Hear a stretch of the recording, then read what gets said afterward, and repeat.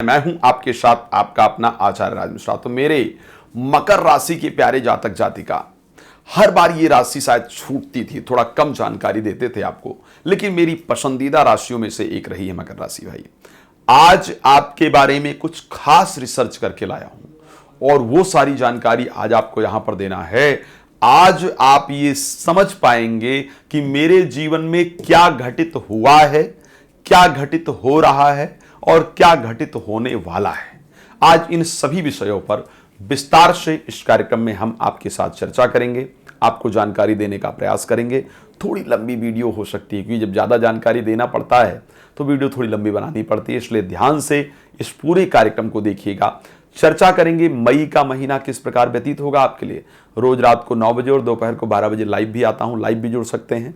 विस्तार से कुछ और जानना चाहेंगे तो मुझे कॉल कर सकते हैं, नंबर है, समय लेकर आप मेरे साथ चर्चा कर सकते हैं। आइए बात करते हैं मकर राशि के लिए किस प्रकार व्यतीत होने वाला है मई का महीना। उससे पहले कुछ महत्वपूर्ण जानकारियां कि मकर राशि बनती कब है। उत्तराषाढ़ा जो है उसके 3 चरण लेकर के, श्रवण नक्षत्र के 4 चरण लेकर के और धनिष्ठा नक्षत्र के 2 चरण। श्रवण नक्षत्र के 4 चरण और उत्तराषाढ़ा नक्षत्र के 3 चरण और श्रवण नक्षत्र के धनिष्ठा नक्षत्र के 2 चरण, यानी 3 2 5 और 4 9 चरण टोटल हो गए। 3 नक्षत्रों को मिलाकर के 9 चरण में बनती है मकर राशि। काल पुरुष के 10वें भाव की राशि है। इस राशि के स्वामी शनि है। अब क्या परिस्थिति होती है, क्या नेचर होता है, क्या स्वभाव होता है मकर राशि की जातक जातिका। दूसरों के बस में बहुत जल्दी हो जाते हैं आप लोग। ये आपकी एक बड़ी प्रॉब्लम है, आपको बड़ा स्पष्ट बता रहा हूं। अपने आप से पूछ करके देखिए कि जो मैंने कहा है ये सत्य है या नहीं है।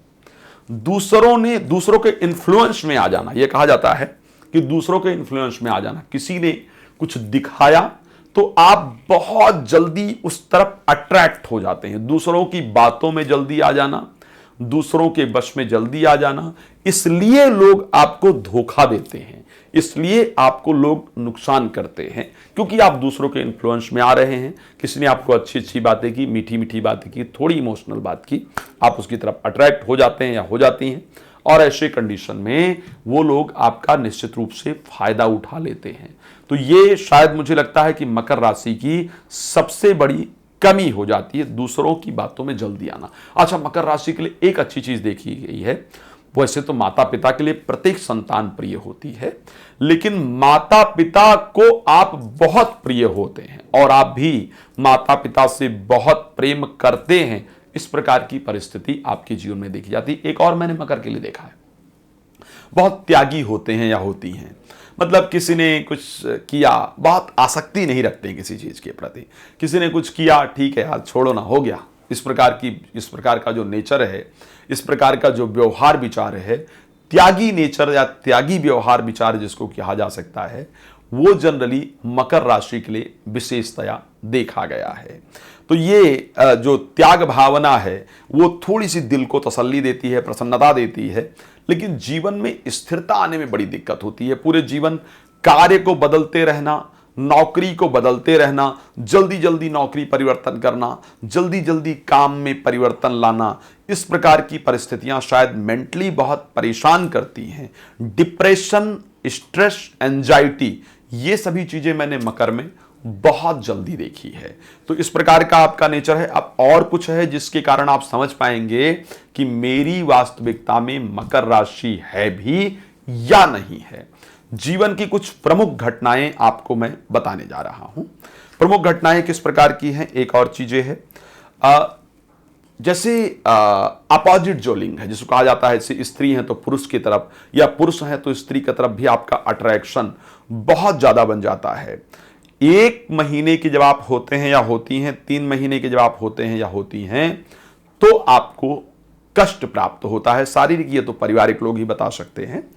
3 वर्ष, 5 वर्ष, 7 वर्ष, 10 वर्ष, 32 वर्ष, 33 वर्ष, 43 वर्ष, 51 वर्ष, इस प्रकार की परिस्थिति जो होती है ये आपके लिए कष्टप्रद होते हैं। ये समय जो आपके लिए होते हैं ये बहुत मुश्किल होते हैं, बहुत कष्टप्रद होते हैं। इन वर्षों में आपको काफी संघर्ष, काफी मुश्किलों का सामना निश्चित रूप से करना पड़ता है। शारीरिक कष्ट, मानसिक कष्ट, कार्य इत्यादि में दिक्कत इन वर्षों में स्पेशली आपको देखना पड़ता है। यदि चंद्रमा शुभ भी हो तो भी 61 वर्ष में देव दोष से अल्प मृत्यु तक होने की संभावना रहती। 61वें वर्ष में मृत्यु तुल्य कष्ट आपको प्राप्त होता है। साथ में अगर उसके बाद जिंदगी अच्छी रहे तो 81 वर्ष तक जीवन आपका होता है। कार्तिक महीने के शुक्ल पक्ष में शुक्रवार को श्रवण नक्षत्र के अंतर्गत आपका देह त्याग होता है। अब आइए आपके लिए कुछ और विशेष चीजों पर चर्चा करें कि ये वर्ष और क्या, ये मई का जो महीना ये क्या लेकर के आ रहा है। स्पेशली अगर आपके लिए बात करते हैं, राशि स्वामी शनि क्योंकि सेकंड हाउस में गोचर कर रहे हैं, फोर्थ हाउस में इस प्रकार बहुत सारे प्लैनेट गोचर करेंगे।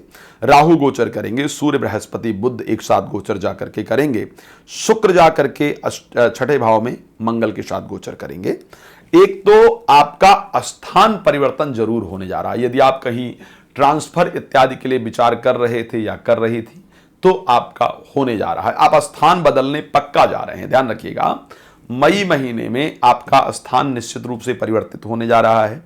अपना घर बदलने जा रहे हैं या नौकरी बदलने जा रहे हैं या अपने प्रदेश से, अपने राज्य से निकल करके कहीं दूसरी जगह शिफ्ट होने जा रहे हैं। इस प्रकार की परिस्थिति रहेगी।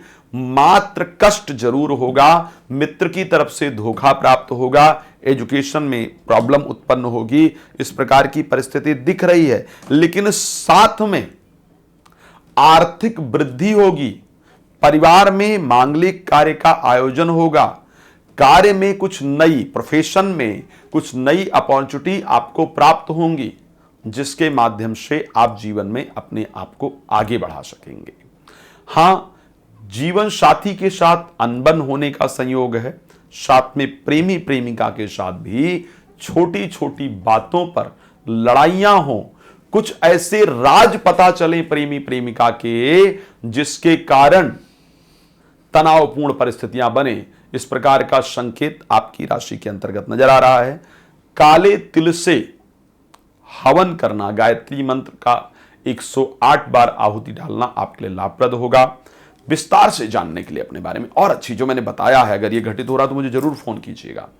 विस्तार से जानने के लिए आप, मेरा नंबर है 9821533727, ये दिख भी रहा है। आप मुझे इस नंबर पे कॉल कर सकते हैं, मेरे साथ समय लेकर बात कर सकते हैं।